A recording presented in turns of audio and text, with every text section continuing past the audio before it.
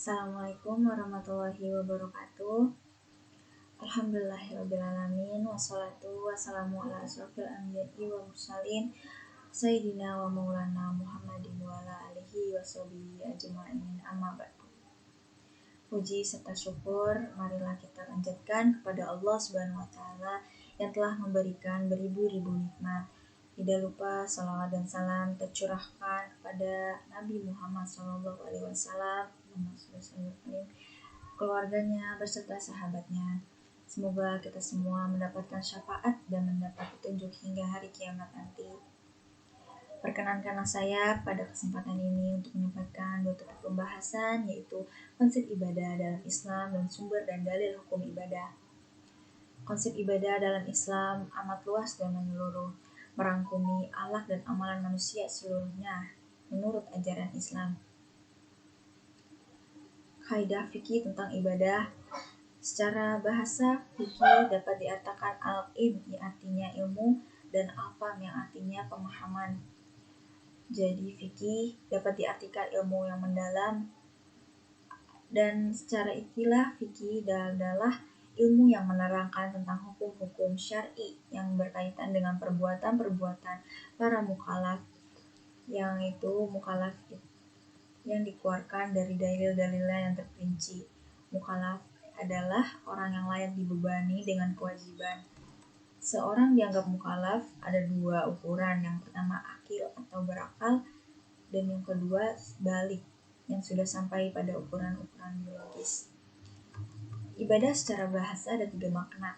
Yang pertama taat, yang kedua tunduk, dan pengabdian. Jadi ibadah itu merupakan bentuk ketaatan, ketundukan, dan pengabdian kepada Allah.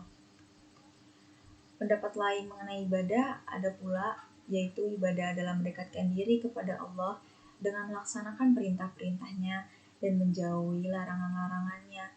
Juga dikatakan ibadah adalah beramal dengan yang diizinkan oleh syar'i Allah Subhanahu wa Ta'ala. Karena itu, ibadah itu mengandung arti umum dan arti khusus. Ibadah dalam arti umum adalah segala perbuatan orang Islam yang halal dan yang dilaksanakan dengan niat ibadah. Sedangkan ibadah dalam arti khusus adalah perbuatan ibadah yang dilaksanakan dengan tata cara yang telah ditetapkan oleh Rasulullah SAW. Ibadah dalam arti yang khusus ini meliputi toharoh, sholat, zakat, syaum, puasa, haji, kurban, akikah, nazar, dan kifarat. Dari pengertian tersebut dapat digabungkan, maka fikih ibadah adalah ilmu yang menerangkan tentang dasar-dasar hukum syar'i, khususnya dalam ibadah khas seperti meliputi toharoh, sholat, zakat, puasa, haji, kurban, akikah, dan sebagainya. Yang kesemuanya itu ditujukan sebagai rasa bentuk ketundukan dan harapan untuk mencapai ridho Allah Subhanahu wa Ta'ala. Dasar fikih ibadah itu yakni Al-Quran dan As-Sunnah. Al-Maqbulah, As-Sunnah Al-Maqbulah ini artinya sunnah yang dapat diterima. Dalam kajian hadis Sunnah Al-Maqbulah dibagi menjadi dua, hadis sahih dan hadis hasan. Hal ini disandarkan pada hadis bahwa Rasulullah SAW bersabda, "Aku meninggalkan untukmu dua perkara. Kamu tidak akan tersesat jika berpegang pada keduanya, yakni kitab Allah atau Al-Quran dan sunnah Nabi." Fikih ibadah terbagi menjadi dua, yaitu ibadah mahdoh atau murni atau dibatasi seperti sholat, zakat. Yang kedua goiru mahdoh atau tidak murni atau tidak dibatasi seperti tahmid, tasbih, dan takbir. Prinsip ibadah mahdoh dan goiru mahdoh itu prinsip berdasarkan dalil dan perintah. Tata caranya harus berpola pada contoh Rasulullah SAW, bersifat rasional. Azasnya itu adalah taat. Sedangkan prinsip goiru mahdoh itu keberadaannya didasarkan atas tidak ada dalilnya yang melarang. Tata laksananya itu tidak perlu berpola kepada Rasulullah, bersifat rasional, dan azasnya itu bermanfaat. Ruang lingkup fikih ibadah yang pertama itu sholat. Sholat merupakan salah satu ibadah perbuatan yang dimulai dari takbiratul ihram dan diakhiri dengan salam sesuai dengan syarat-syarat tertentu. Sholat diwajibkan bagi semua umat Islam, karena barang siapa mendirikan sholat maka ia menegakkan agama, dan barang siapa meninggalkan sholat maka ia merobohkan agama. Yang kedua itu zakat. Zakat adalah suatu ibadah yang menuntut keriduan umat Islam untuk mengeluarkan sebagian hartanya sesuai ketentuan yang ditetapkan, seperti yang terdapat dalam Al-Quran, surah At-Taubah surah 49 ayat 103. Yang ketiga puasa. Puasa tindakan sukarela yang berpantang dari makanan, minuman, atau keduanya, atau perbuatan buruk dari segala hal yang membatalkan puasa untuk periode waktu tertentu. Puasa itu mutlak didefinisikan sebagai berpantangan dari semua makanan dan cairan, yaitu 1 hari, 24 jam, atau beberapa hari. Puasa lain hanya membatasi makanan. Praktik puasa dapat menghalangi aktivitas seksual dan lainnya serta makanan, seperti yang dijelaskan dalam Quran surah Al-Baqarah surah kedua ayat 183. Yang keempat, haji. Haji rukun tiang agama Islam yang kelima, seperti syahadat, yang pertama sholat, zakat, dan puasa. Menunaikan ibadah haji adalah bentuk tahunan yang dilaksanakan kaum muslimin sedunia yang mampu secara material, fisik, dan keilmuan, dengan berkunjung dan melaksanakan beberapa kegiatan di tempat di Arab Saudi sebagai muslim haji pada bulan Zulhijjah. Hal ini berbeda dengan ibadah umroh pada tanggal 8 Zulhijjah ketika umat Islam bermalam di Mina. Masyarakat biasa menyebut juga Hari Raya Idul Adha sebagai Hari Raya Haji karena bersamaan dengan perayaan ibadah haji ini. Kemudian tujuan ibadah. Manusia, bahkan seluruh makhluk yang berkehendak dan berperasaan adalah hamba-hamba Allah. Hamba sebagaimana yang dikemukakan di atas adalah makhluk yang dimiliki. Kepemilikan Allah atas hambanya adalah kepemilikan mutlak dan sempurna. Oleh karena itu, makhluk tidak dapat berdiri sendiri dengan kehidupan dan aktivitasnya kecuali dalam hal yang oleh Allah Subhanahu wa taala telah anugerahkan untuk dimiliki makhluknya. Maka dalam firman Allah, apabila kamu mengira bahwa sesungguhnya kami atau Allah menciptakan kamu secara main-main dan bahwa kamu tidak akan dikembalikan kepada kami. Quran surah Al-Mu'minun ayat 3 ayat 115. Karena Allah Maha mengetahui tentang kejadian manusia, maka agar manusia terjaga hidupnya, bertakwa diberi kewajiban ibadah. Dan manusia diberi kewajiban ibadah agar manusia itu mencapai takwa. Pengertian lalu pembagian ibadah-ibadah dalam Islam.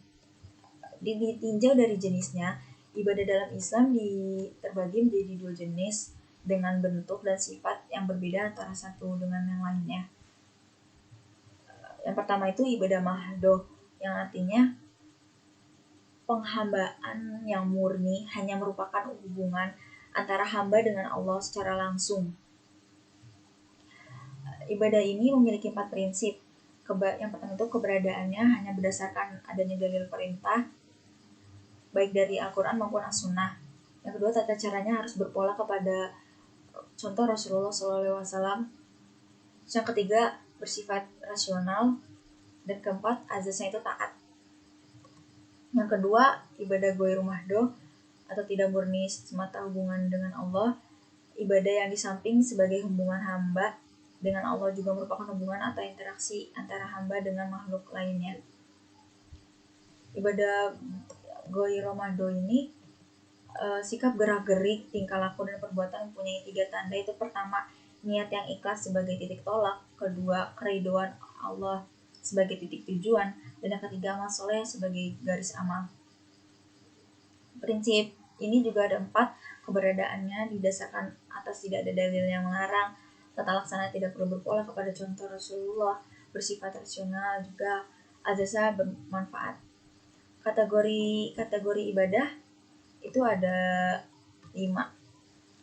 Ibadah i'tiqadiyah atau keyakinan, ibadah yang berhubungan dengan keyakinan dan keimanan, seperti iman kepada rukun iman dan iman kepada yang gaib. Ibadah qalbiyah. Ibadah ini amalan-amalan ibadah yang lebih banyak dilakukan dengan hati, yang tidak boleh ditujukan dan dimaksudkan kecuali hanya kepada Allah, seperti cinta, tawakal, sabar, takut, berharap, dan bertaubat. Yang ketiga, ibadah laziyah. Ibadah yang amalan-amalan ibadah yang lebih banyak dilakukan dengan lisan, seperti mengucapkan kalimat-kalimat thayyibah, zikir, dan membaca Al-Quran. Yang keempat, ibadah jasadiyah. Ibadah ini amalan-amalan ibadah yang lebih banyak dilakukan dengan badan atau jasa seperti ruku, sujud, tawaf, dan sebagainya. Lalu yang kelima, ibadah maliyah. Amalan-amalan ibadah yang lebih banyak dilakukan dengan sarana harta, benda, dan kekayaan, seperti zakat, infak, dan sedekah. Sumber hukum ibadah dalam Islam. Sumber hukum yang paling utama adalah Al-Quran, di mana Al-Quran ini bersifat mutlak dan tak mungkin ada yang mampu suatu makhluk pun mengubah apa yang terkandung dalam Al-Quran. Dengan adanya Al-Quran, sumber hukum paling utama ini, ada juga sumber hukum sekunder, yakni hadis-hadis Rasul, jima, dan juga ada kias. Al-Quran sebagai sumber hukum utama Islam. Secara bahasa, Al-Quran berasal dari kata qara'a yang artinya membaca. Adapun hukum-hukum terkandung dalam Al-Quran itu meliputi hukum-hukum i'tiqadiyah, yakni hukum yang berhubungan secara langsung dengan keimanan kepada Allah Subhanahu wa taala, kepada malaikat, kepada kitab-kitab, kepada Rasul Allah, dan hari kiamat. Yang kedua itu ada hukum-hukum khuluqiyah, yakni hukum yang berhubungan dengan akhlak manusia, dan hukum-hukum amaliyah, yakni berhukuman dengan perbuatan manusia.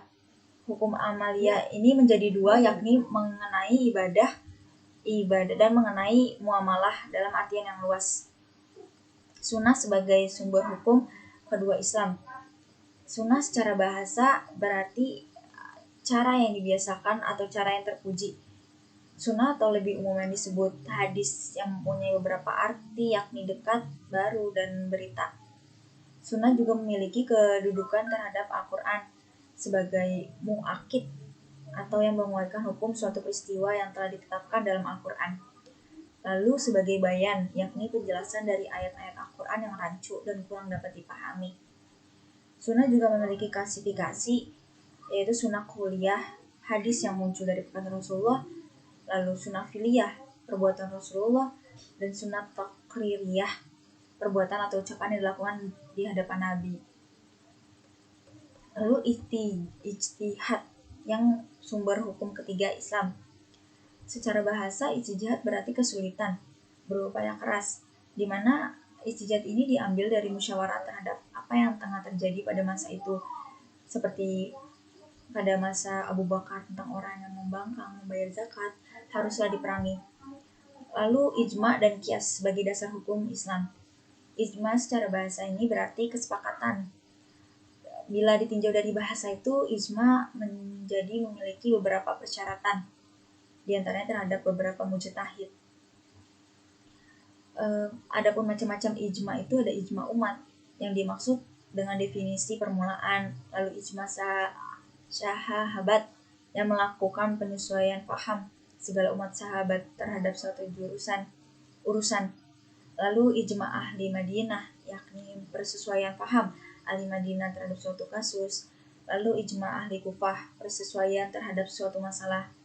Lalu yang terakhir itu ijma khulafahul arba, penyesuaian terhadap para khalifah.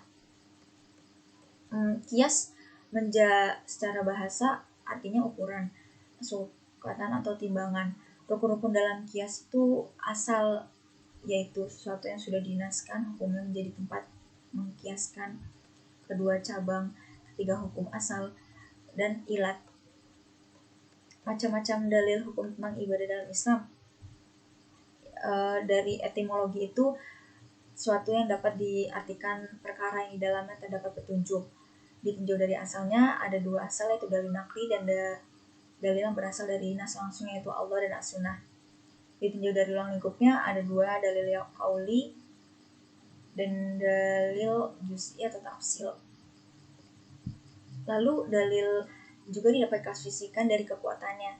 Dalil qad, dalil dalil qad, dalil syani, dalil qad al wurud, dalil qad dalalah, dalil dani, dani